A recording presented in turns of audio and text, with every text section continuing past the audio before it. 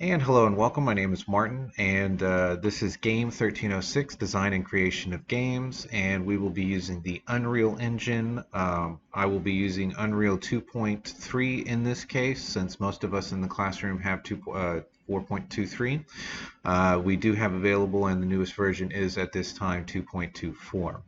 All right, so to get started, what you'll need to do if you are sitting at your own computer and you do not have Unreal, what you'll need to do is go to your internet browser, type in Epic Games, games.com. That should take you to the website, and this is the part of the website that is dealing with the prefabricated games or the games that they have already created. You'll see that you have the store where you can go and purchase games, already finished games. Then you can go to news, which is all the new information that's coming out, new things that are happening, frequently asked questions, help, and what we're really then looking for is the Unreal Engine. So if we click there, that will then take us to the Unreal Engine website, and you'll see up there that it says unrealengine.com.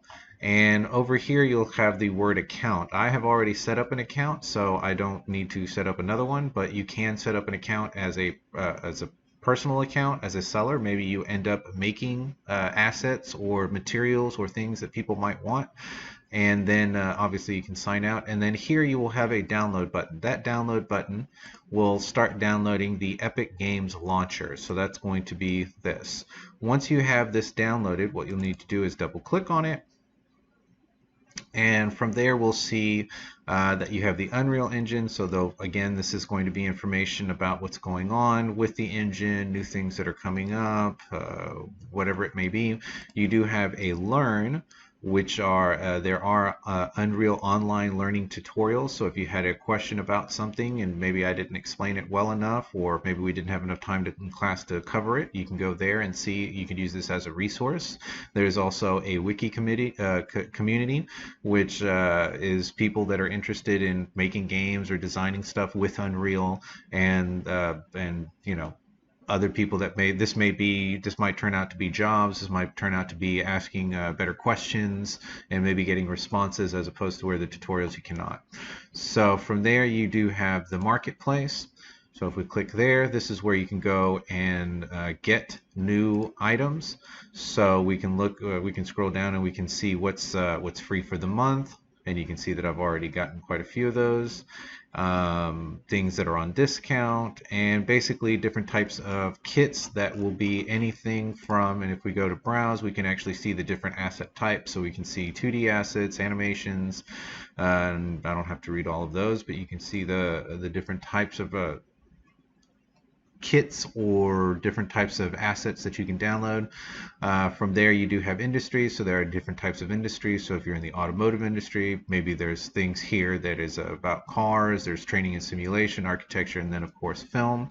And then these are my two favorite, which are the free and the on sale. So if every month obviously Epic Games will switch out some of the older kits and put in newer kits, and you'll be able to get those for free. And if we click on free, we will actually see how many. See, there's a new one already, and you can start to see the ones that I have already downloaded. So when you've downloaded something, it'll already tell you that you own that, so you don't download it again. I also from time to time will go and check on sale to see if there's anything that's interesting. Sometimes the sales are significant, sometimes they're not so significant, but sometimes you can pick up something that's really interesting. That looks really nice. I don't know, but 70 bucks. So anyways, so from there, the other thing that you can also do is, let's say that you were looking for something particular like a tree. So if we do that, we can then hit the search button, and we can look through different types of bark. So anything that might be related to a tree. That bonsai set is actually really interesting, and for $5 that doesn't seem that bad. I'd have to see how many things are in the kit, but this gives you an idea of how that works. Now from there you can also go to the library. The library is going to be the things that you have either already downloaded or have put into your possession because you've asked them to give them to you, so you've purchased them. But if it's free, obviously you're not giving them any money, but they consider it a purchase. They will send you a receipt. And you can see all the different things that I have downloaded since I've started working with Unreal, right? So different kinds of characters, weapons, different kind of creatures, water materials. This one was very exciting. This one's the new one I haven't actually gotten to play with, which is the vehicle pack.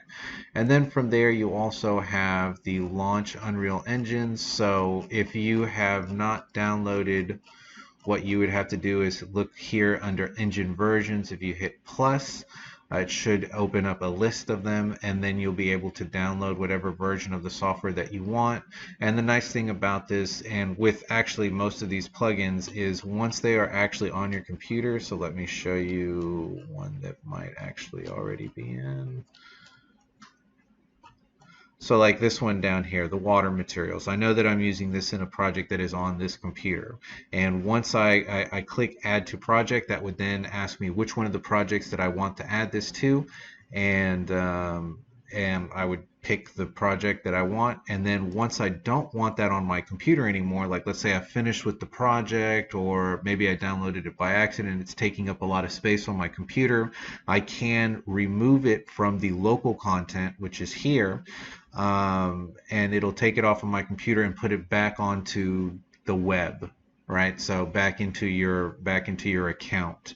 You can see that those have not been downloaded because I don't have that return button to be able to take them from my computer back online. See, here's another one. There's one that I've downloaded that is on this computer and that I'm currently using. So it does give me the remove local content, which would take it off of the hard drive that I'm working on.